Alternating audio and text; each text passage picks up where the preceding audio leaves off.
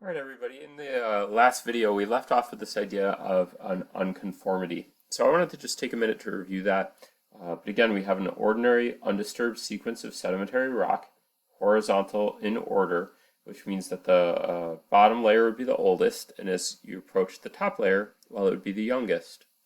In the case of an unconformity, we have something interfering. Often in case it's folding, but there are other ways that this can happen too. And in this case, in this example, we had folding, we had uplifting, rock was brought higher up, and then we had erosion and weathering occur. And we had the rock get washed away, essentially, due to wind or running water. And then we had a new period of deposition, and then that sediment turning into new rock. The gap, or that rock that's missing, is what we call the unconformity, that boundary between the old rock and the new rock. And this represents a gap in time. We don't usually think of rock as time, but we can think of rocks as basically being like a time marker, because we know that the deeper down we dig, the older the rock material is. And near the surface, well, it has to be younger. So as you dig down, you're basically digging back in earth time. And when we have this erosional surface, this what's called buried erosional surface, which is what an unconformity is, we have this gap. We have essentially missing, and I'm going to put this in quotation marks, missing time, because obviously time didn't disappear, but we lost the record. We lost the record of that time. We don't know what happened. It's just gone. And that's essentially what an unconformity represents. On these block diagrams, you'll often see it shown with these kind of squiggly lines like that. All right, so let's keep going. Now, an idea that I think was in the last lab, it will be on the lab for this week too, and it's definitely a question that's a common Regents question, has to do with this idea of an index fossil. There are countless types of fossils. Not all of them are index fossils. And an index fossil is a fossil, and I think I mentioned this a little bit in one of the other videos, it's a fossil that is used to date rock layers.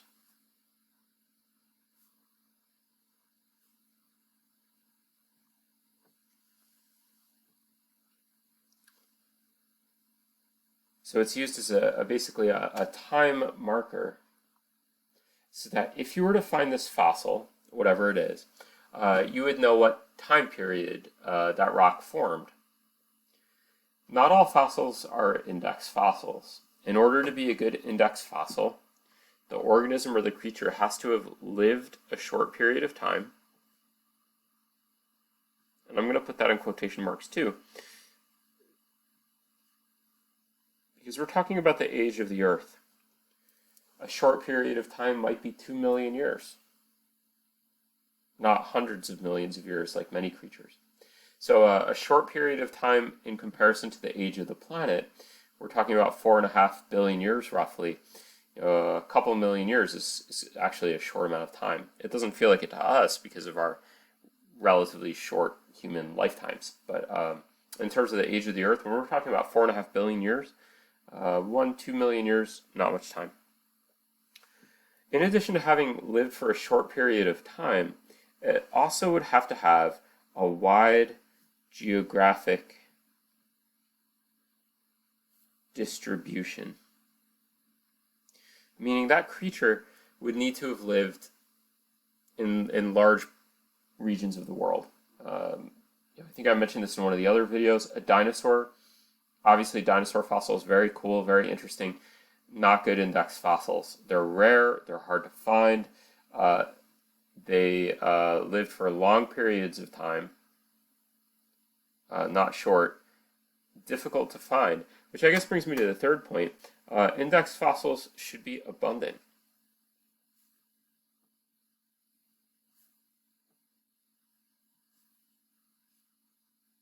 You don't want to have an index fossil that's very rare. It's not going to serve as a good time marker. An index fossil is about time and finding this reference point that says, well, if I find this fossil, I know what time period I'm in geologically. If it's very rare or very hard to find that fossil, well, then it's just not considered a good index fossil. So here's something similar to what we would see on a Regents type question. And here we have 4 rock outcrops. These could be where the road was blasted, and we have a cliff on the side of the road, or it could be a natural cliff face, or it could be a drill hole and the rocks that have been collected out of those drill holes. And the question is, well, which of these would make a good index fossil? Well, we're looking for the creature that lived the shortest period of time. So it's not going to be found in many rock layers, only one rock layer. Wide geographic distribution, so we're looking for the fossil that's found in all 4 outcrops. And the only one that really fits that would be the shell. We have 1, 2, 3, 4. It's only found in one layer, none of the others. And it's found in all 4 layers. If we look at the other fossils, the brachiopods, there are hundreds of different species of brachiopods, but they live for a tremendous amount of time. And if we look at some of these other creatures like trilobites and such, again, they live for a very long period of time. Or some of these creatures are only found in one layer, but not in the other outcrops. So the only one that we find in all 4 outcrops in only one rock layer would be this shell, and this would make a good index fossil. The other fossils would not. Let's take a look at some diagrams now. These are what are called block diagrams in geology. And we're going to start out with some very simple ones, and then we'll get to some more complicated ones. And you'll often see Regents questions somewhat like this too. So here we have an undisturbed sequence of sedimentary rock, which we know from this idea of superposition. The oldest are at the bottom, and this would mean my oldest layer is going to be siltstone. If you don't remember the symbols for the rock types, they're in your reference table, by the way. Then we would go 2, 3, and 4 would be the youngest, which would be a shale. Right? That's pretty simple. Now if we look at the second example, well, it's kind of similar. We're going to have our oldest rock layer down at the bottom, which is going to be our conglomerate. And then we're going to move toward the top again. So now we've got the shale, the sandstone, the limestone, the siltstone. In this case, though, it says, and again, you have to really watch the wording on these Regents type questions. It says youngest rock or event. Well, in this case, my youngest rock would be the siltstone. My youngest event, though, would be the fault. And again, if the fault cuts across all the rock layers, it has to have been the youngest event because it cuts across all of these different rock layers. We can see they don't quite match up all along, making our fault the youngest event. Again, relatively simple. But as we start going along, these examples start getting more complicated. Okay, here's a third one. Well, now we have a fold. Again,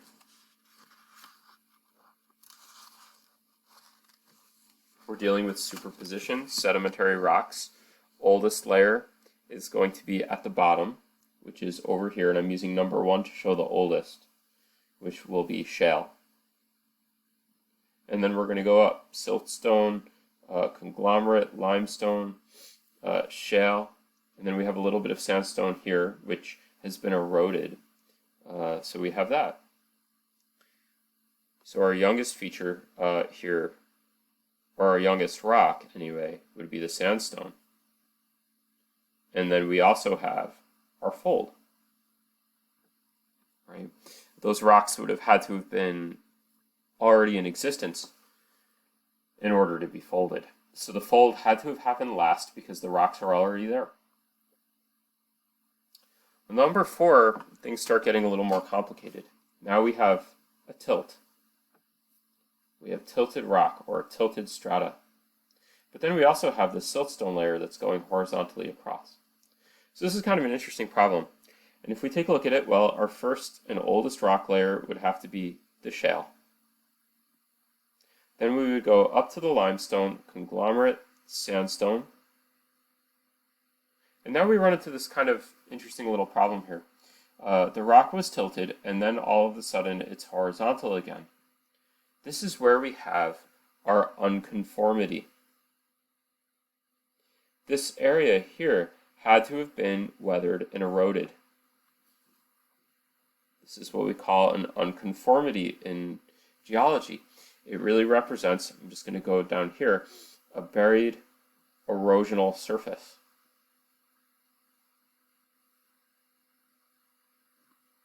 So we had weathering and erosion take place, basically chopping off the top part of the diagram. Then we had a new period of deposition. And again, with an unconformity, there's this missing time. We don't know how long this went on for. Did this go on for 10,000 years? 10 million years? We don't really know. The rock is gone. We basically lost our record. And again, I'll put time in quotes because, of course, time itself isn't changing. But what it represents is changing. We lost the record. We have no record of that time.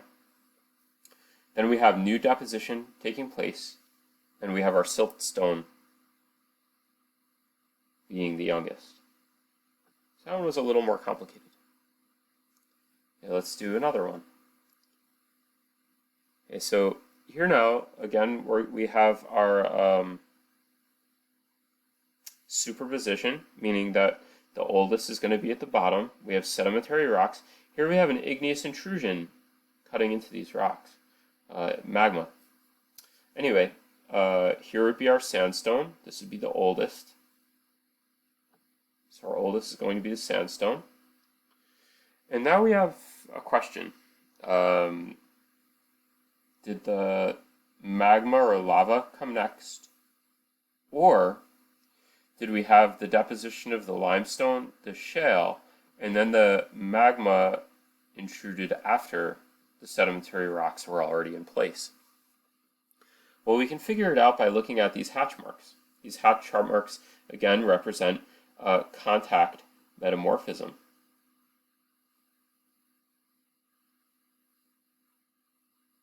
Which means that this area where these hatch marks are is probably not sandstone. It would be the metamorphic version of sandstone, quartzite. In any case, we don't see those hatch marks at the top. So what this indicates is that the sandstone formed, then we had the magma or lava from volcanic activity come to the surface and basically spill out, cool, harden. Then we have the deposition of the limestone, and then we have the deposition of the shale. So in this example, the intrusion couldn't have come last because we don't have those hatch marks at the top surface at that contact. So this would make the youngest layer, in this case, the shale.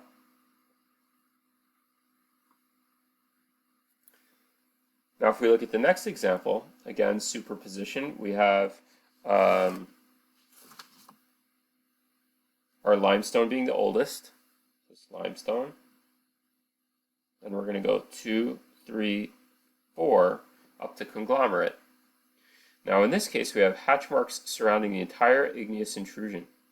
And what that tells us is that the intrusion now came last. So this was the last or most recent event, because we have contact metamorphism along the entire boundary between the magma and the rocks. So that means that the intrusion of magma is the youngest event.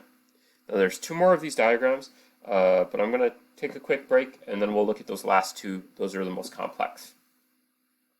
I think there's 2 more anyway, but I'll post those in another video.